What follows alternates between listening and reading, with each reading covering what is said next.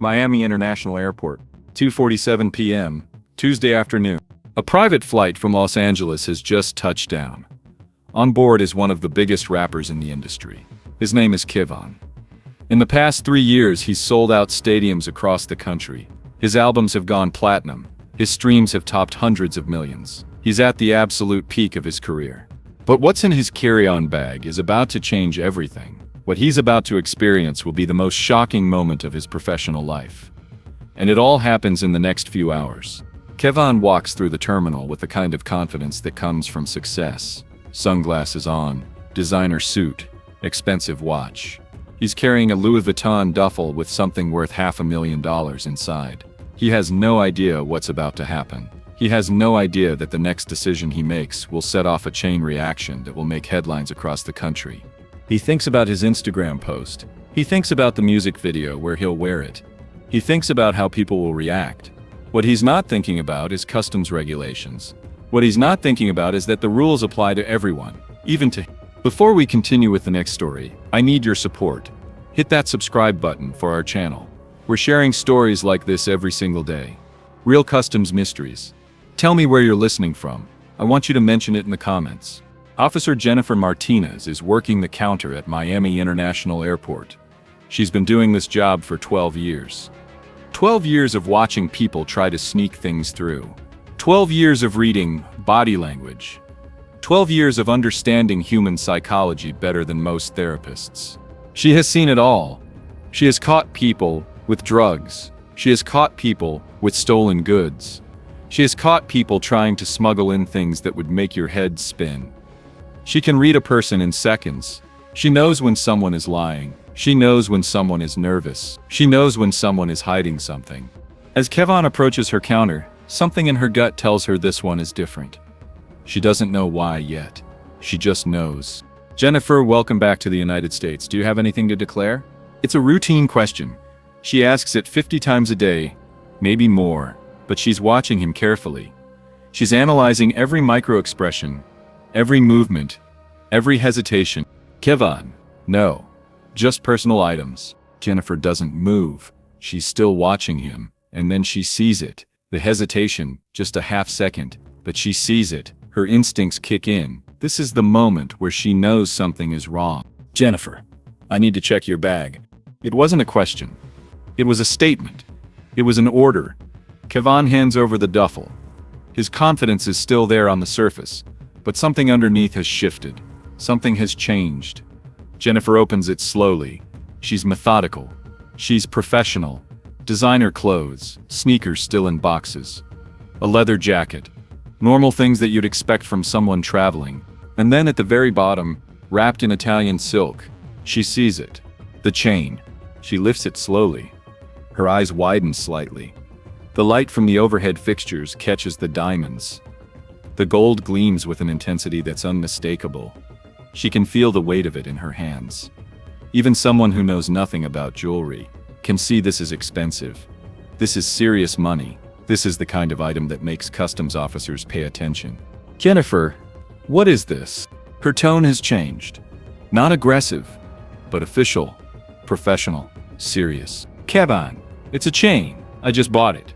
It's mine.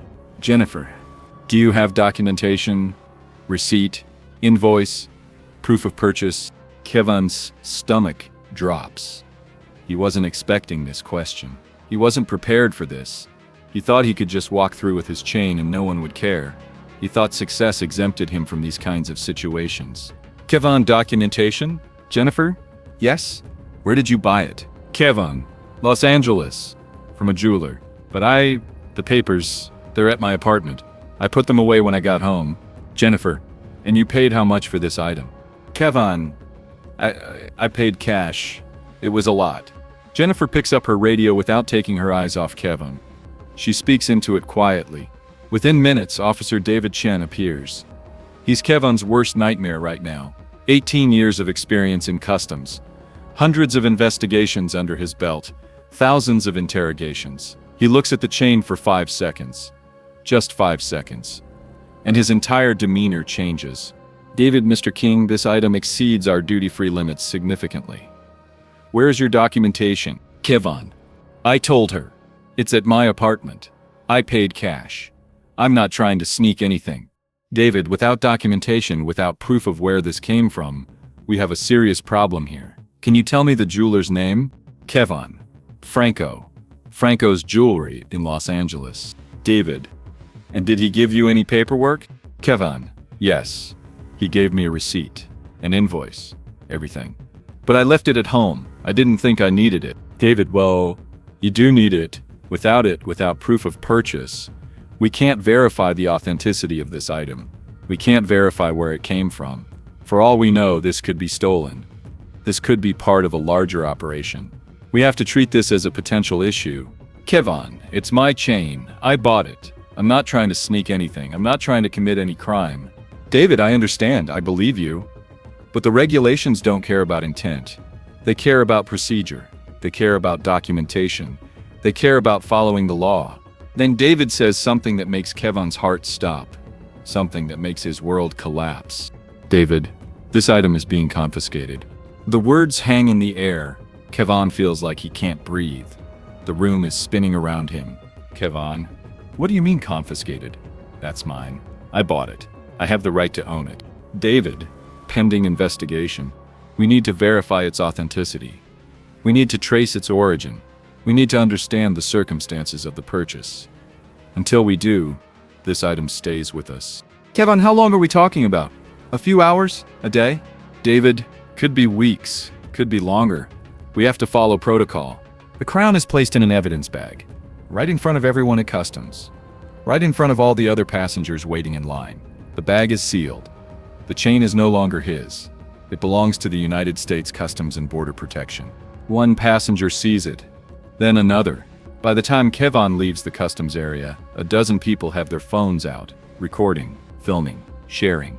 Kevon King, one of the biggest rappers in the industry, leaving customs, without his chain, looking like he's been hit by a truck. Within 2 hours, it's on social media. Twitter is exploding. Instagram is on fire. TikTok has turned it into a meme. The story spreads like wildfire across the internet. His publicist calls him screaming. What happened? Everyone's talking about it. It's trending worldwide. The comments are brutal, merciless. Even rappers get caught by customs.